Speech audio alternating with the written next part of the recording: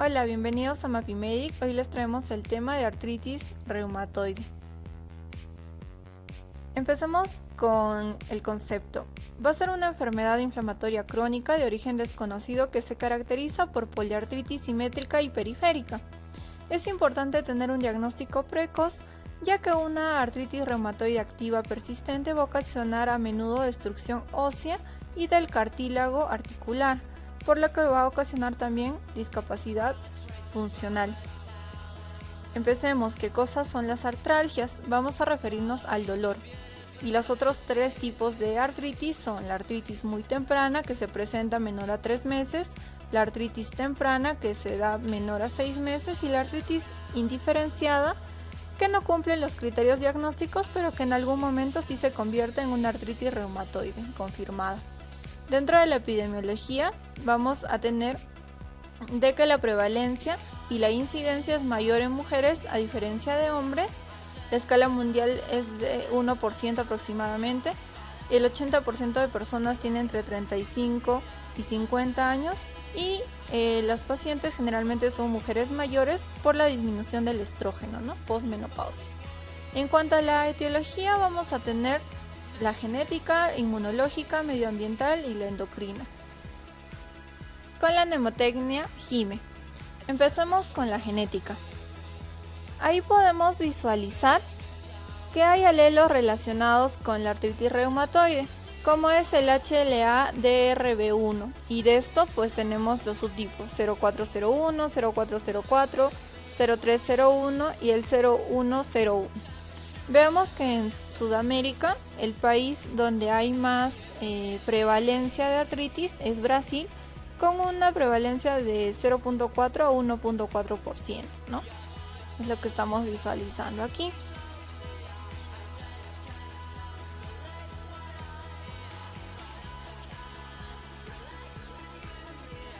Respecto al inmunológico lo veremos más adelante.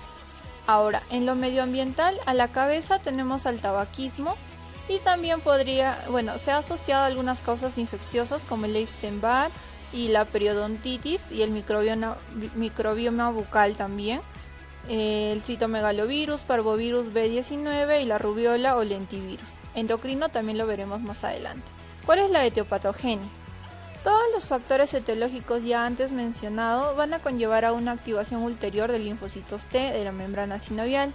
Estos linfocitos T CD4 van a activar los ACP, que son las células presentadoras de antígeno, que va a tener interacción con el receptor de linfocitos T y se va a diferenciar en T helper 1 y T helper 17. Por la segunda línea, ¿no? Que es lo que estamos viendo ahí, T helper 17. Cada uno va a tener características propias de esas citocinas. Por la primera línea, los T helper CD4 van a activar los linfocitos B, y esto es lo que conlleva a los autoanticuerpos y es lo que conocemos como el anti-CCP, que es uno de los marcadores reumatoideos, al igual que el factor reumatoide, que activan la vía del complemento y amplifican la inflamación.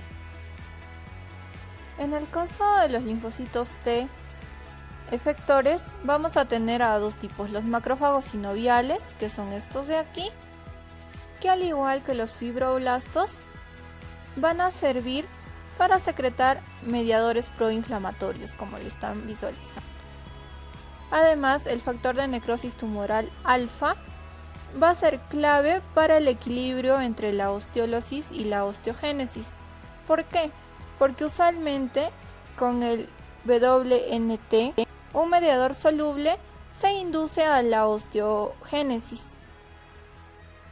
En el caso de los linfocitos efectores de los fibroblastos, también se va a dar la secreción de citocinas proinflamatorias, que ayudarán a que el RANK ligando se una rápidamente al RANK y así estimule los preosteoclastos, que a la larga se convertirán en osteoclastos y desarrollarán la destrucción del cartílago del hueso. Lo que también puede impedir esto es la osteoprotegerina, que con niveles de estrógeno apropiado ayuda a pegarse al RAN ligando y evita que este RAN ligando se una al RAN. Entonces de esa manera también evita que se estimulen los osteoclastos y no se daría una destrucción articular o del cartílago, ¿no? Veamos los criterios clínicos. Cuando hablamos de una artritis temprana, tenemos que tener en cuenta que son síntomas mayores de 12 semanas, va a haber rigidez matutina mayor de 30 minutos, una artritis poliarticular, signo de comprensión metatarsofalángica, reactantes de fase aguda elevado, factores reumatoides positivos, anti-CCP positivo, erosiones radiográficas y artritis de articulaciones grandes. Esta imagen es la de una artritis temprana, la primera imagen, después de una artritis moderada y seguida de una artritis severa, ¿no? Donde ya hay desviación cubital, incluso podría haber el cuello de cisne que ya conocemos.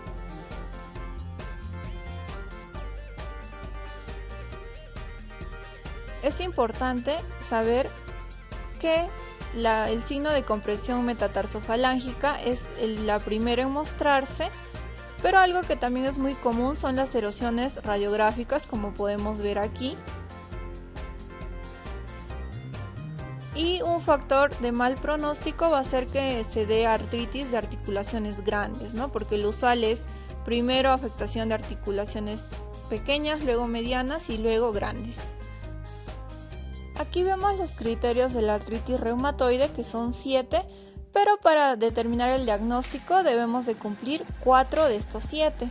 Además, tener en cuenta que los 4 primeros criterios deben estar presentes por al menos durante 6 semanas, es decir, rigidez matutina, artritis de 3 o más articulaciones observadas por el médico, artritis de manos y artritis simétrica. Veamos la clasificación de Euler o de la misma ACR. Aquí también tenemos el lado articular, la serología, la duración de sinovitis y los reactantes de fase aguda, ¿no? Aquí se determina el diagnóstico si se alcanza una puntuación mayor o igual a 6, pero en el caso de que sea menor y haya los síntomas, se tiene que tratar al paciente como una artritis reumatoide seronegativa, ¿ya? No es que necesariamente más de 6, y si tiene síntomas no se le trata. ¿Qué manifestaciones clínicas tenemos? En el 70% el inicio es insidioso y vamos a presentar astenia, anorexia y síntomas musculoesqueléticos. Y solo 10% va a tener una poliartritis aguda y síntomas generales. Ahora, tenemos manifestaciones articulares y extraarticulares. En el 90% se van a afectar las metacarpofalángicas, las interfalángicas proximales y las metatarsofalángicas, como pueden visualizar en la imagen superior derecha.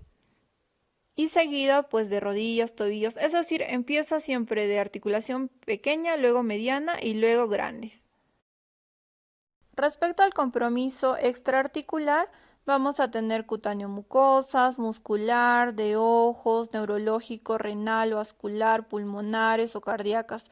Ojo que todo esto se da ya cuando la afectación es mayor. Lo primero, quizá más importante en cutáneo mucosas, podría haber un fenómeno de Raynaud y justamente tenemos una mapillapa en la página donde pues se evidencia primero una palidez, una cianosis o un rubor, ¿no? Además podría haber otros nódulos reumatoideos, etc. En cuanto a lo muscular, va a haber una debilidad muscular y podría ocasionarse también una miositis. En ojo encontramos la epiescleritis, lo más común es la escleritis y podría haber también una uveitis. Respecto a lo pulmonar, se puede encontrar fibrosis pulmonar y esto se da en pacientes con muy mal pronóstico. Y en cuanto a lo cardíaco, pues se puede evidenciar pericarditis, nódulos pericárdicos, miocarditis, valvulopatías por engrosamiento por amiloide. Respecto a lo neurológico y renal, en realidad no es tan frecuente. Lo renal, recordemos que es más frecuente en LES. Veamos los síndromes. Si tenemos una artritis reumatoide asociada a una fibrosis nodular y difusa, llamaremos esto como síndrome de Kaplan. ¿Qué otro síndrome tenemos? Por ejemplo, si tenemos una neutropenia una esplenomegalia y una artritis reumatoide crónica, porque ya hay una deformidad muy marcada y esto generalmente se da en niños, lastimosamente, se llama síndrome de Felty. ¿Ya? Hay que tener muy en cuenta estos dos síndromes. En el caso de artritis mal controladas, tenemos complicaciones, que son todas las que mostramos aquí, de las cuales la más frecuente va a ser el síndrome del túnel carpiano, seguido por un linfoma no Hodgkin, que también es muy característico, y de una anemia normocítica normocrómica. Vemos ahí lo del síndrome de túnel carpiano, que por compresión del nervio mediano va a generar dolor, entumecimiento, ¿no? En esta zona. Podría haber también problemas de la limitación justamente por esta compresión. Y tener muy en cuenta la anemia normocítica normocrómica, ¿no? Obviamente esto ya con datos de laboratorio, pero que también es bastante frecuente en pacientes con AR. En el diagnóstico nos va a interesar primero el perfil reumatoideo, con el factor reumatoide que solo es positivo en el 60-70%, ya que el resto podría elevarse también en personas mayores de 60 años, así es que no todo factor reumatoide presente quiere decir que tenemos una artritis. Lo que sí sucede con el péptido citrulinado C, que es el anti-CCP, que es más patognomónico de esta enfermedad, además de tener proteína C reactiva y el BCG acelerados, ¿no? Que son reactantes de fase aguda. ¿Esto por qué? Por la misma inflamación. Vamos a tener PCR positivo y BCG acelerado. Ahora, en la radiografía, ¿qué cosa vamos a tener? Una escala de graduación del daño articular con el método de Larsen, ¿no? Es que podría haber un aumento en partes blandas, osteoporosis, pero veámoslo en radiografía. Esta clasificación nos va a ayudar a estadificar a nuestro paciente según los cambios que tengamos. Primero hay un aumento en partes blandas con una osteoporosis periarticular, después se evidencia erosiones y disminución del espacio intraarticular, luego ya hay una mediana destrucción articular, seguida de destrucción severa y anquilosis ósea. También tenemos una clasificación funcional de la artritis reumatoide dividida en 4 clases y esto nos ayuda al momento de ponernos un objetivo en cuanto al tratamiento, ¿no?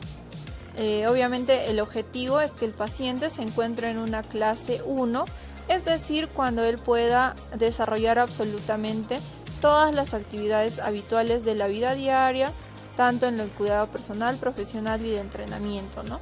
Hay pacientes que se van a encontrar en el grado 2, donde ya hay limitación en las actividades de entrenamiento, en la clase 3, donde hay limitación en actividades de entrenamiento y profesionales, y ya en la 4, que es la más severa, donde no puede realizar actividades de la vida diaria.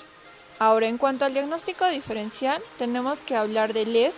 ¿Por qué? Porque también nos podría dar una artritis, pero sabemos que esa artritis es no erosiva.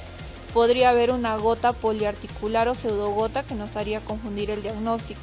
Podría haber una osteoartrosis, pero aquí los reactantes de fase aguda no se van a encontrar elevados. También podríamos confundir una AR con una espondiloartropatía seronegativa o una fibromialgia, ¿no? Así que tenemos que dilucidar muy bien el diagnóstico a la hora de evaluar a nuestro paciente. ¿Cuál es el tratamiento? Básico, AINES, corticoides, DMARDs y biológicos, así como una terapia combinada. Dentro de los AINES tenemos lo más clásico: paracetamol, ibuprofeno, naproxeno, diclofenaco, piroxicam, celecoxib y etoricoxib. Dentro de los corticoides, lo más usado es la prednisona, metilprednisolona, y en el caso de querer calmar el dolor inmediatamente se hacen infiltraciones de triamcinolona. Dentro de las drogas modificadoras de artritis, o sea los DMARDs, tenemos el metotrexate, sulfasalacina, la hidroxicloroquina. Y en el caso de no tolerar el metotrexate se usa la leflunomida. Ahora, en cuanto a los biológicos, tenemos los antiinterferon, como el adalimumab, ¿no? La antiinterleuquina 1 como la anakinra, la anti-interleuquina 6 como el tocilizumab, que ahora también se está usando para COVID. ¿Qué cosa nos disminuye los linfocitos B? El rituximab, y otros que intervienen en la actividad de linfocitos T, que es el abatacept. Ahora, en cuanto a terapia combinada, usamos mucho el metotrexate más sulfasalacina más prednisona y el metotrexate con sulfasalacina más hidroxicloroquina. Tengamos en cuenta que la terapia combinada se utiliza en pacientes en los que la artritis ya ha sido moderada o que se le encuentra en un estadio bastante avanzado, por lo que se opta por usar este tipo de terapia combinada, ¿no? Probablemente ya haya tenido manifestaciones extraarticulares, por lo que el pronóstico en el caso de que se trate bien con este tipo de terapia combinada podría ser muy bueno, por lo que es importante que el paciente controle su artritis y no llegue pues a utilizar esta terapia combinada, ¿no?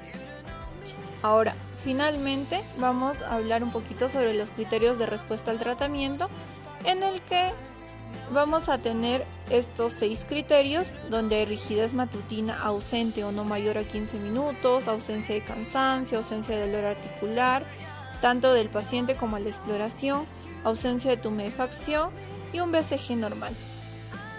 Si de todos estos 5 criterios se cumplen durante al menos 2 meses, se considera remisión completa, y esto haría que se le reduzca la dosis a los pacientes a una dosis mínima, ¿no? Listo, esto ha sido todo por hoy, espero que les haya gustado y pues no olviden seguirnos en nuestras redes y buscarnos también en nuestra página web. Así es que hasta pronto.